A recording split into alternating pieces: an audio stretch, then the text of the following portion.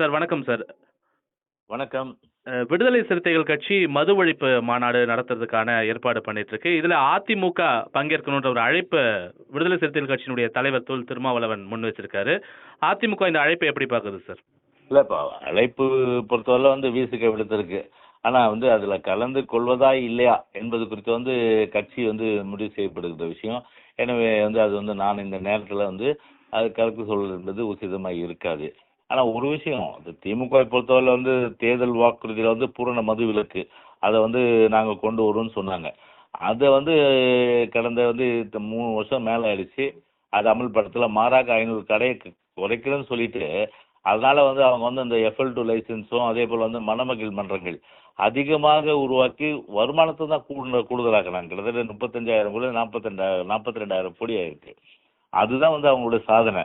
எனவே அந்த வகையில அந்த கூட்டணியில் இருந்துட்டு ஒரு குரல் இன்னைக்கு எழும்பி இருக்குன்னா அது ஒரு பொதுநலன் கருதி ஒரு நல்ல விஷயமா தான் நிச்சயமா நாங்கள் எடுத்துக்க முடியும். அந்த வகையில் அதிமுக ஒரு மாபெரும் சக்தி, ஒரு மக்கள் ஆதரவு பெற்ற இயக்கம். எனவே ஒரு தவிர்க்க முடியாத சக்தியாக தமிழ்நாட்டில் இருக்கிறதுனால அதனுடைய ஆதரவு திரும்ப கேட்டிருக்காரு, அதாவது விசிக கேட்டிருக்கு. எனவே அந்த வகையில் கலந்து கொள்வது குறித்து கட்சி முடிவு செய்து தெரிவித்துக் கொள்கின்றேன். இப்போ திமுக கூட்டணியில் நிறைவேற்ற முடியாத ஒன்று அதிமுக கூட இருந்து நாங்கள் நிறைவேற்ற முடியும் அப்படின்ற ஒரு மொழியில இந்த அழைப்பை நீங்க எடுத்துக்கிறீங்களா சார்? இல்லை, இப்போ இந்த இதை பொறுத்தவரையில் ஒரு நல்ல விஷயம். ஆனால் எங்களை பொறுத்தவரையில் பார்த்தீங்கன்னா திமுகவை பொறுத்தவரையில் பார்த்தீங்கன்னா தேர்தல் வாக்குறுதியை நிறைவேற்றலை. அந்த ஒரு ஆதங்கம் அந்த கூட்டணி கட்சிகள் இருக்கு. பல விஷயங்கள் பார்த்தீங்கன்னா இப்போவே அந்த முணுமுணுப்பெல்லாம் அந்த ஆர்வமாயிடுச்சுன்னு தான் நம்ம நிச்சயமாக சொல்லலாம். ஒரு சிபிஐயோ சிபிஎம்மோ அதே போல் அவங்களால வெளியில் சொல்ல முடியல. ஆனால் இப்போ வெளியில் இப்போ தேர்தல் வாக்குறுதி நிறைவேற்றலை, அதை நீங்கள் நிறைவேற்றுங்க, மது ஒழிங்கன்ற அந்த குரல் இன்னைக்கு அவருடைய கூட்டணி கட்சி இருந்த திரும்பவும் இன்னைக்கு விசிகாவை இன்னைக்கு சொல்லியிருப்பது என்பது உண்மையிலேயே ஒரு நல்ல விஷயமா தான் கருதுறோம். எனவே அந்த வகையில் பார்த்தீங்கன்னா படிப்படியாக பார்த்தீங்கன்னா நிறைய விஷயங்கள் மக்களோட மக்களோட சக்தியாக திமுக மாறிவிட்ட நிலையில அதில் கூட்டணி கட்சிகள் தொடர்ச்சியாக இது போன்ற வகையில் குரல்கள் எதிர்காலத்தில் எழும்புறதுக்கு வாய்ப்புகள் உண்டு. அந்த வகையில் பார்த்தீங்கன்னா அந்த கூட்டணியிலே பிளவு ஏற்படலாம், அந்த கூட்டணியில் விரிசல் ஏற்படலாம், கூட்டணி பல பேர் பல கட்சிகள் வெளியேறலாம். சார், இந்த அழைப்பு 2026 சட்டமன்ற தேர்தலுக்கான கூட்டணிக்கான ஒரு அச்சாரமா எடுத்துக்கலாமா சார்?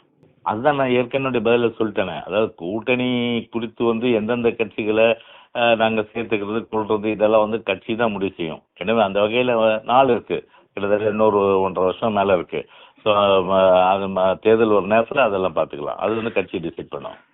இதே போன்ற ஒரு கருத்தை திமுகவிட கேட்கும்போது நாங்க கூட கலைஞருடைய நாணயம் வெளியீட்டுக்கு அதிமுக உட்பட எல்லா கட்சிகளுக்கும் தான் அழைப்பு விடுத்தோம், அதனால இந்த அழைப்பு நாங்க அரசியலாக்க விரும்பல அப்படிங்கிறாங்க. திமுகவை பொறுத்தவரை எங்களுடைய பிரதான எதிரியும் கூட. அதே நேரத்தில் ஒரு நம்முடைய புரட்சி தலைவர் எம்ஜிஆரும் அதே போல் அம்மா அவர்களும் சுட்டி காட்டியபடி ஒரு தீய சக்தி என்ற வகையில் பார்த்தீங்கன்னா அது அண்ணாவுக்கு பிறகு திமுக அப்படி மாறிட்டு இருந்த அடிப்படையில் தான் தலைவரே கழகம், அதாவது அண்ணா திமுக கண்டு ஒரு மாபெரும் வெற்றி பெற்று 31 வருஷம் தமிழ்நாட்டை ஒரு சிறப்பாக அண்ணா திமுக ஆண்டு மக்களுடைய ஆதரவு இன்றைக்கும் பெற்றிருக்கின்ற ஒரு மாபெரும் இயக்கம் தமிழ்நாட்டில் அண்ணா திமுக. ஏன்னா அந்த வகையில் பார்த்தீங்கன்னா ஒரு பெரிய அளவுக்கு பிரதான எதிரி ஒரு தலைவரால் அடையாளம் காட்டப்பட்ட தீய சக்தின்னு சொல்லும்போது அந்த நிகழ்வுல எப்படி அதிமுக பங்கேற்க முடியும்? ஆனால் அது வேற இது வேற. எனவே இந்த விஷயத்தை பொறுத்தவரை இது ஒரு பொது நோக்கத்தோட, அதாவது மது தமிழ்நாட்டை சீரழிக்குது, அதுக்கு எதிராக ஒரு கட்சி குரல் கொடுக்குதுன்னா அது அவங்க அழைப்பு எடுத்திருக்காங்கன்னா அந்த அழைப்பை ஏற்பதா இல்லையா என்பது குறித்து கட்சி தான் டிசைட் பண்ணும். ஆனால் அதுவும் எதுவும் ஒப்பிட முடியாது.